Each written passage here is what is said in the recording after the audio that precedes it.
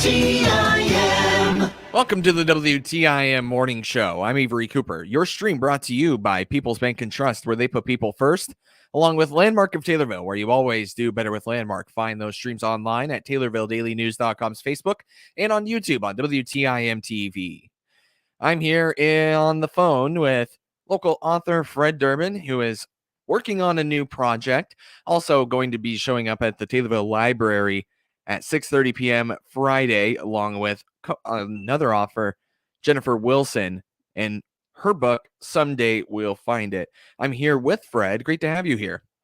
Thank you. It's great to be here. Thanks for having me. So I almost stole your thunder. I understand you're working on a new project. You wanted to unveil it tomorrow night, but we have you here. So if you would, I'd love to hear what you're working on. I would love to give your listeners an exclusive preview of what it is. My latest project is a nonfiction memoir called The Year. The Year. Okay. What is it about? Yes. Well, obviously it's a memoir, so it's about you. But what about? Yes, it is. It's about a particular year in my life, but it goes well beyond the borders of that year. My parents both passed away very close to each other. They died just 4 months apart. And that was back at the end of 2005, beginning of 2006. And at the time I was living and working in Japan as teaching English. I had gone over as a lay missionary with the Lutheran Church. And I came back for the funerals. And then I also had the task of cleaning out the house and getting it ready for a big auction. And as I went through the things just that had accumulated over their lifetime, it brought back a lot of memories. And I kind of knew from that moment that I wanted to write a book about this year, but I didn't really know until just last fall what shape it should take. And I finally figured out that I have a lot of my parents' writing that they did, some of their poetry and essays and things from throughout their lives. And so I realized I wanted to tell the story in all three of our voices. So it's kind of a conversation across the generations. There'll be a piece maybe by my dad, and then something from me, and then maybe something from my mom. And it's all purposefully arranged to give kind of a verbal scrapbook of their lives. And so, of course, it goes far beyond the borders of just the 1 year, but the calendar year is the framework. What did you find in those writings from your parents that stuck out to you, without obviously giving away their pieces in the book? I think just the fact that some of the things my dad wrote, he wrote when he was even a teenager or a very young man. And it struck me that it was about a time period in his life that I didn't know much about, but how similar our experiences were in some ways. There were some real contrasts, but also some real similarities. And just a deeper understanding of who they were as people. I was always close to my parents, but I think I even got a bit closer, as I explored some of their writings and thinking from years ago. Yeah, absolutely. You, in an interview with Jennifer, you guys were kind of just talking about author stuff. You mentioned something about how you have a theory that writers find their way into their own stories through different doorways. What do you feel like your doorway to this story really is? I think for me, for almost everything I've written in my life, I am really a writer of place. I'm really grounded in places, whether they're a real place or whether it's something I've just imagined. But for me, the story usually begins with a place. I get this feeling for a place, or if I don't know it well, I might do a lot of research. But that begins to soak into me, and then I start to ask myself other questions, like who lives in this place and what are they doing? So I think different writers find their way into stories through different means. For some, I think Jennifer will tell you that in her novel, Someday We'll Find It, she was really drawn to the character. This main character formed in her mind, and she wanted to tell that girl's story. Yeah. Well, I want to talk about her too in a moment. This next question will kind of lead me into her. Okay. How much did your home area play into your writing of The Year? And then I will have a follow-up question along with Jennifer's writing. Someday we'll Okay. find it. How much that played into her writing too. I think for both of us, we grew up in Taylorville, and it's hard to. I mean, I don't think you can avoid the influence that the earliest places of your life have on you. And um, for me, that's really something good. I love Taylorville as a community, and as I got out into the world, you realize as you grow up that your life is bigger than just that hometown. But it's always nice to come back, and it's always nice to be in touch with who you are. Just the nature, the open spaces, the fields we have, and the people, of course. So I think Taylorville was pretty big, an influence for both of us. Mm-hmm. I would imagine so. You know, some memoirs. I said I would get to Jennifer. I will. I'm curious about your memoir too, Sure. though. Oh Some yeah. memoirs they're kind of written in a way of, well, I was out by the lake and I saw a fish and I Right. tossed it out, and it's just like that throughout the whole book and talking about a story, and oftentimes it's worthwhile. Your Yeah. writing sounds a little bit though like it's a memoir told in the form of a story. You know what I mean? More so Yeah. as a little bit of an abstract story that also directly relates to your experience. Do I have that kind Sure. of right? I think so. I think story is really important to me. And I think that's one reason I didn't know how to write this memoir for a long time, because I knew it had to be more than just me telling about experiences. You know, if I just say first I did this, then I did that, that may be interesting to people who knew my family directly, but I wanted to speak to a larger audience, people who have never met my parents or know anything about the experience I had growing up. So I wanted it to be more universal in that sense, and I hope it accomplishes that. Yeah.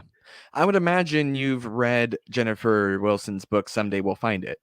Yes, yes, I did. In fact, just finished it a couple of days ago. Mm. What would you say the synopsis is?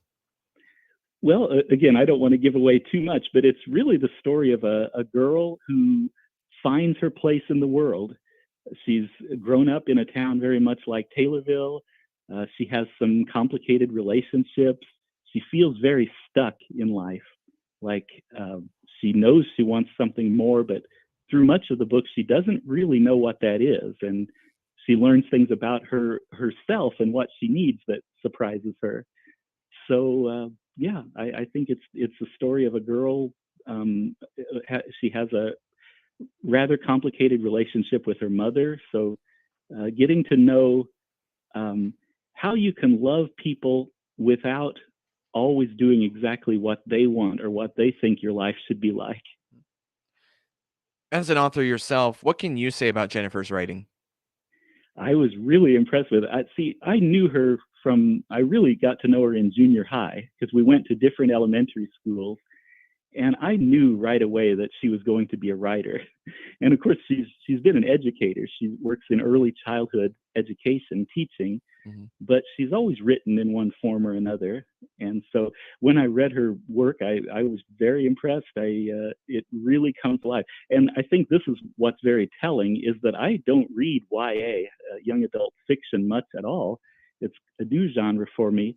And I honestly wondered, I want to like this book, but am I going to like it? And I did. Within just a few pages, fell in love with the place and the people and what they were going through. Yeah. So I think she knows what she's doing. It's a very good, vivid, living writing. And briefly here, tell me a little bit about this program you're presenting at the Taylorville Library coming up 6:30 p.m. Friday. Yes. Well, we're each going to read a little bit from our recent work and talk about how formative Taylorville was in our writing. And I think we have sort of some interview questions for each other, and and then we'll have time just to talk to people, and we'll be signing books. They'll be available for purchase there if people are interested in buying them.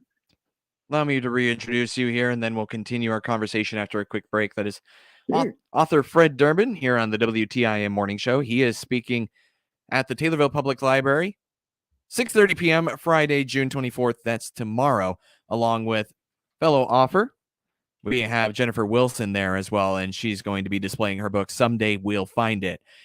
I'm Avery Cooper. Your stream brought to you by Landmark of Taylorville, where you always do better with Landmark, and People's Bank and Trust, where they put people first. More from Fred Durbin after this short break. WTIM. Markets now on the RFD Radio Network. I'm Jim Taylor. Corn, beans, and wheat all trading double-digit lower. July corn 7.46 1/4, down 21 3/4. September corn down 31 6.71. December new crop 6.60 3/4, down 33. July beans 16.04, down 48 3/4. August beans down 47.5, 15.16.5. November new crop 14.28.5, down 48. July wheat 9.52.5, down 24. September wheat down 24, 9.64 3/4. July bean meal 424.60, down 7.80. July bean oil 69.95, down $1.01. In the livestock market, June live cattle 136.37, up 1/4. August feeders up 177, 174.92. July lean hogs 110.55, down $1.30. The energy market, August Brent crude oil down 34 cents, 111.40.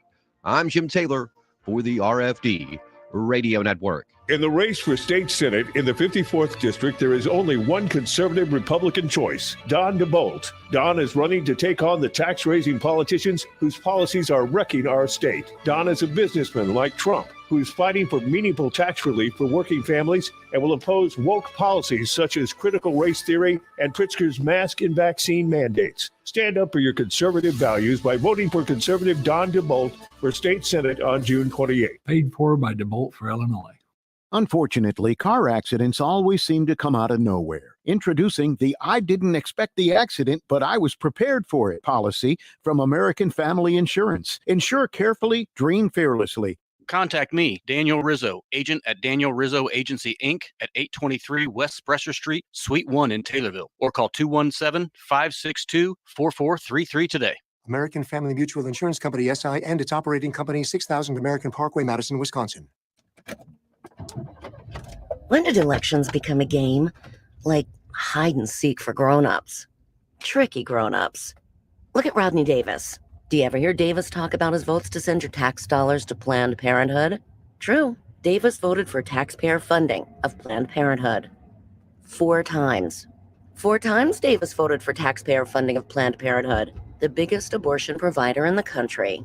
You won't find that on his campaign website. See? Hide and seek. There's more. Davis once bragged, quote, "I can't wait to work with Nancy Pelosi."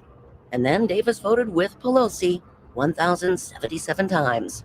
Rodney Davis. You know his game. Davis talks like a Republican here and votes like a Democrat in Washington. Paid for by Conservative Outsider PAC, copac.us, and not authorized by any candidate or candidates committee. Conservative Outsider PAC is responsible for the content of this advertising.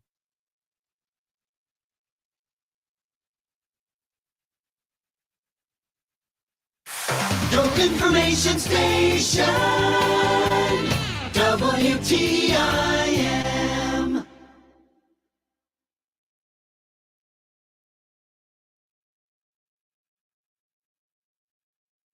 Oh, sorry about the dead air there. Welcome back to the WTIM Morning Show. Your stream brought to you by People's Bank and Trust, where they put people first, and Landmark of Taylorville, where you always do better with Landmark. I'm here on the phone with author Fred Durbin, who is showing up at the Taylorville Public Library 6:30 p.m. Friday. That's tomorrow. And he's here talking about also a fellow Taylorville author, Jennifer Wilson. And so it's great to have you here, Fred. We talked a little bit about your new project, but also I really wanted to take a chance to talk about Jennifer's book. Yeah. So it's great to have you here. Having me. Yeah. Thank you. Tell me a little bit. You mentioned how Jennifer's book is set in a town called Lakeville. Could you describe what Lakeville is? It's very much like Taylorville, and it's fun. It seems to be a community of about the same size as Taylorville. She actually mentions people going to Decatur, so it's clearly supposed to be in this part of the Midwest and this town.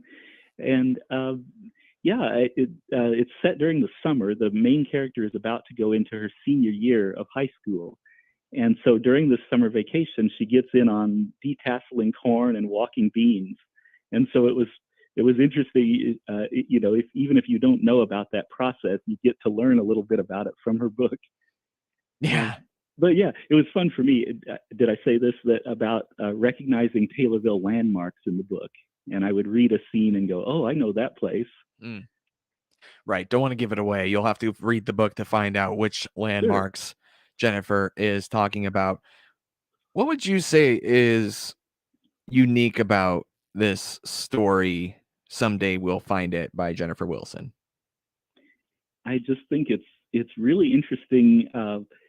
I think it's interesting how people often want to get out of their hometowns, but it's funny how for Jennifer as an author, the book, her debut novel that she was moved to write, is set back in the town of her roots, in the small town in the Midwest.